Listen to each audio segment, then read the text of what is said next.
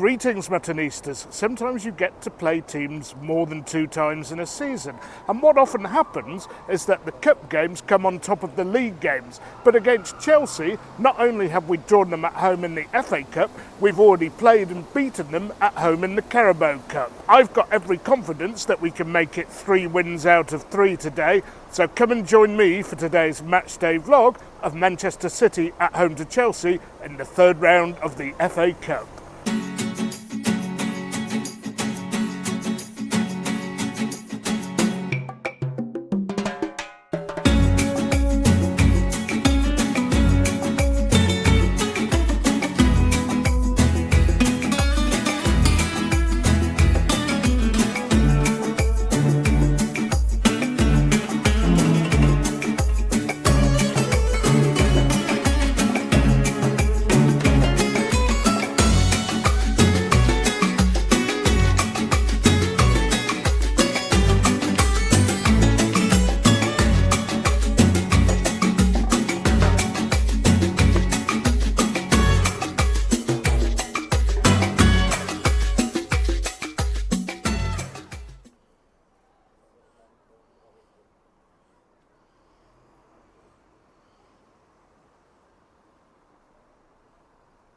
Now, as usual for my pre-match bite, I'm in the northern quarter, and I do actually get to go to quite a lot of restaurants I wouldn't normally eat at because of football, because I only tend to hang around here when there's a football match on or friends ask me to meet. So today, a restaurant that has been advertised at me quite a lot. I've had a look at the menu several times over the years and months, and I quite like what they've got on offer, so I'm going to give it a try. Salvi's NQ, as for Northern Quarter. They have other branches around Manchester, but this one's convenient for me, and I'm looking forward to this. Fairly quiet at the moment, which is good for me. I'm here at 3 o'clock, which is not a normal Englishman's lunchtime, and the football supporters will mainly be in the pub, as I will be afterwards, of course.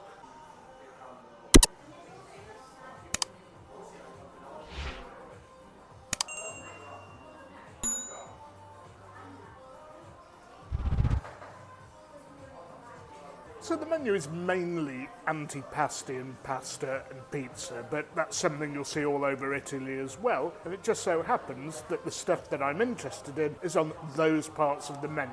Anyway, for once my food segment isn't rushed. Team news is about 25 minutes away, but some of you have been asking me questions. Some of you in public forums like my own YouTube channel page, but also some of you on Instagram. My Instagram address usually pops up towards the start of the video and is there on my YouTube channel page as well. And 3 questions that you have all been asking me. But before I answer them, a quick slurp.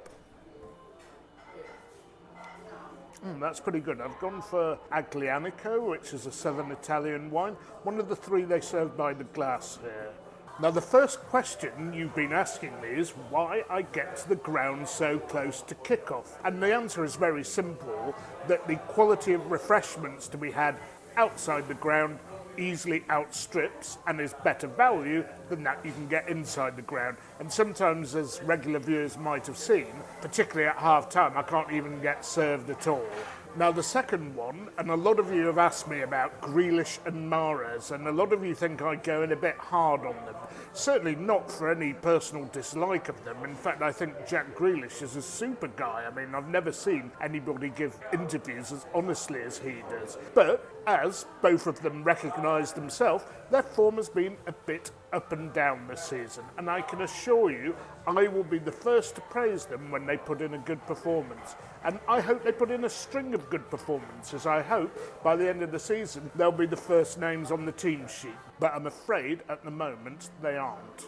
And thirdly, a bit odd this one, people sending me questions about Darwin Núñez, and particularly people gloating about last night's goal he scored in the Cup against Wolves. Now, I've always said, and I don't talk about him much unless we're playing Liverpool, that his pace is great. He's a very, very pacey player. His strength is decent, and his positioning's very good. Although we've had players ourselves like Raheem Sterling, whose positioning and runs have been great, but his finishing hasn't been great. And the same goes for Darwin Núñez. And those of you who messaged me yesterday telling me that he'd scored the goal of the season, I'm afraid you'll have to look again more closely. He shinned it. The goal was good because the cross was very good from Alexander-Arnold, but Núñez shinned it. And when he's actually been connecting with his boot, he has a habit of trying to get it in off the post and then shanking it wide. Anyway, enough of Mr. Núñez, on to the food. And for my starter, I have gone for octopus in an olive and tomato sauce. I think that would be fresh basil on top. Now, I'm not superstitious, but eagle-eyed viewers will remember that I had octopus at the Spanish place near Chelsea for the previous game a few days ago, and that was very tender, and I hope the same's the case here. Yeah, indeed it is.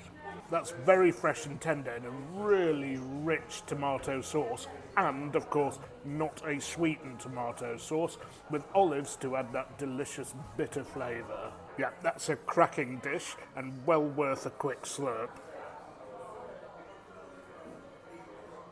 And one thing to add is that it's actually served warm, a little bit like a warm salad. And towards the end of my starter, I've got a beautiful rush of garlic, capers, olives, tomatoes. Really tasty. Let's hope the main's as good.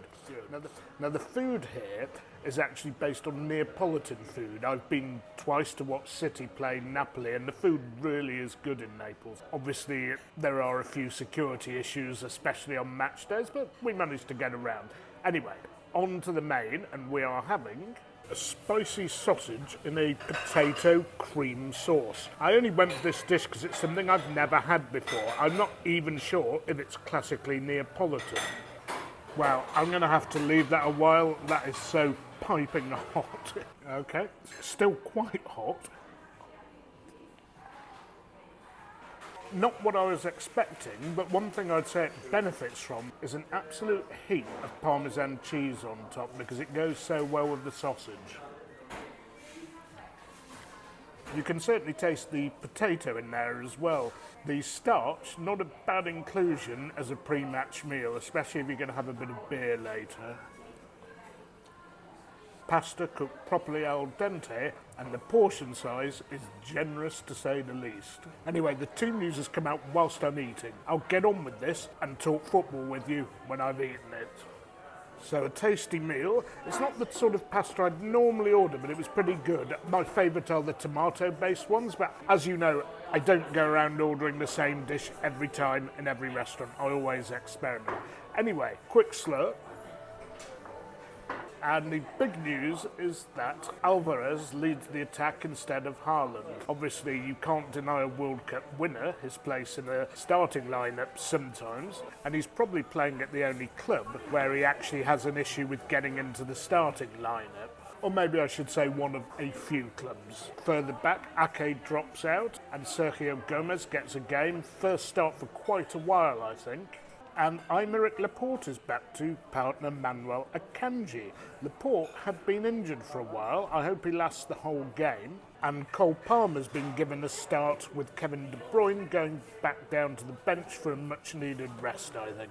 Mahrez starts, but Grealish doesn't appear from what I've seen to be even on the bench. Not sure what's going on there. Ortega, as always, starts to cut matches in goals rather than Edison.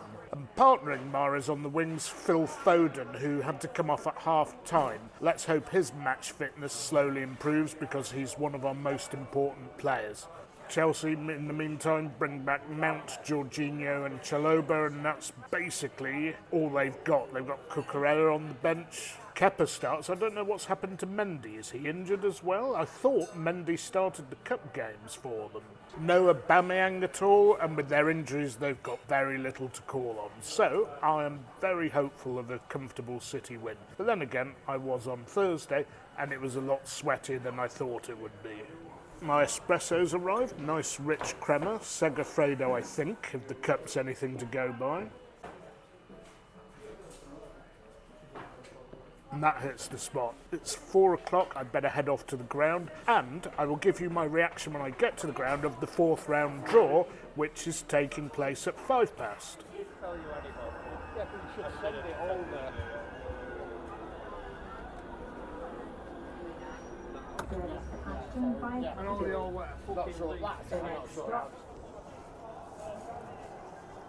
So, I watched the draw on the tram, and if City win, we get Oxford United or Arsenal. At least it's at home. I don't want to hear any of this about City getting easy draws.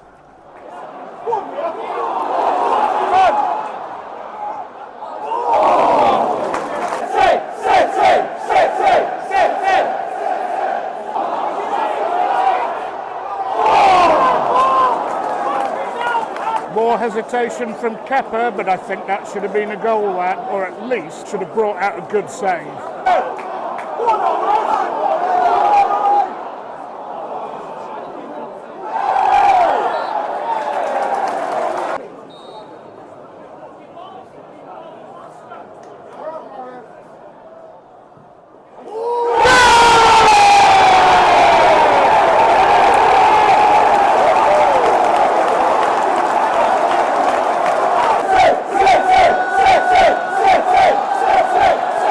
Well, he won the free kick, he executed it beautifully, 1-0 to City.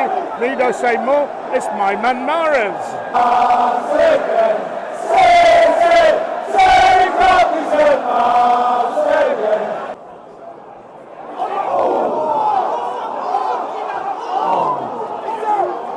They're checking for a potential handball. I assume it's just in front of us. I must admit I didn't see one, but then again, when two players are running together, we can't see the other side. And the penalty it is. Just seen the replay, when he jumped up to challenge, it did indeed hit his hand. That's a clear one. And given the ref missed it as well, good job there's VAR. Alvarez to take it, given the number of other players apart from Haaland who have been missing of late for City.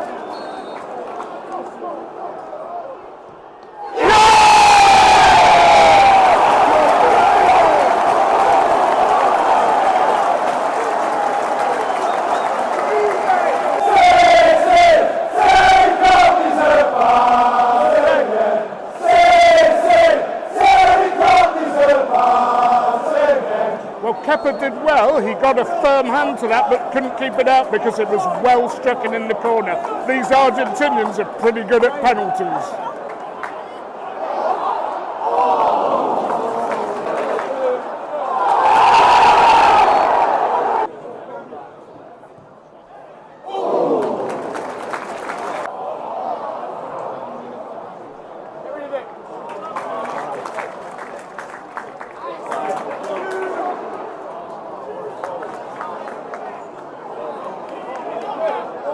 Go on.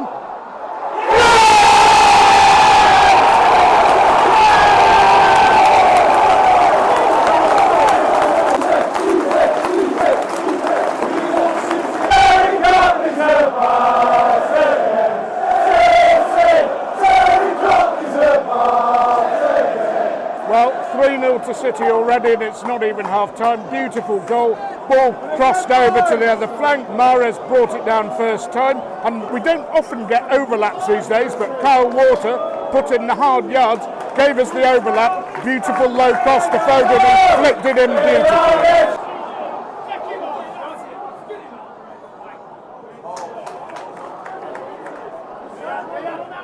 Go on.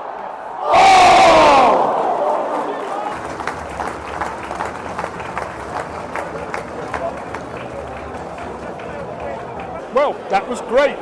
Not much more for me to say, probably a lot for me to dwell on during the post-match wrap. I actually felt that once the second went in, Chelsea were dead. They have real problems, they are really impotent up front, and their man playing as the main striker, Havertz, isn't really a striker. And of course, this is a blend of the fringe players and a few of the regulars, and we have proved to be simply too good for Chelsea. I love the way we've harried at them, been first to every second ball, pressed, dispossessed them, and we always used to score from low crosses from wingers and the occasional overlap, and it's great to see that's happened again in the last two games. Again, I've been relocated for a cup game to the ground floor, so I don't see the Chelsea fans. Not that they've been singing much or they've had much to sing about, although a few things have been lobbed from above. I'm in an area with a concrete top. And I did manage to get another half-time pint. Couldn't against Liverpool, got one easily for the previous game against Chelsea here in the Carabao. Could anybody who sits down here regularly tell me what that's all about? Seems to me that the norm here might be that you get served pretty quickly during the half-time break, which definitely doesn't happen in my normal seat on the third tier. Anyway, looking forward to the second half, more of that City.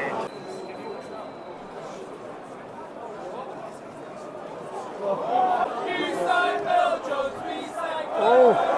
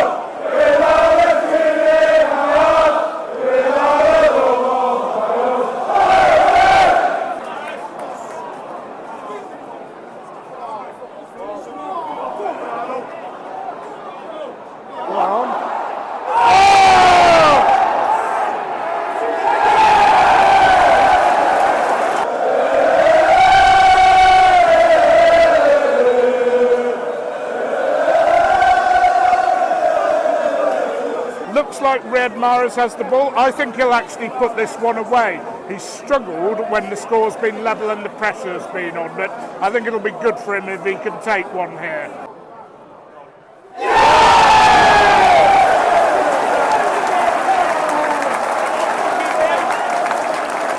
As predicted, he did score high, hard, slightly to the left, not in the corner, but too much for Kepa. 4-0 City.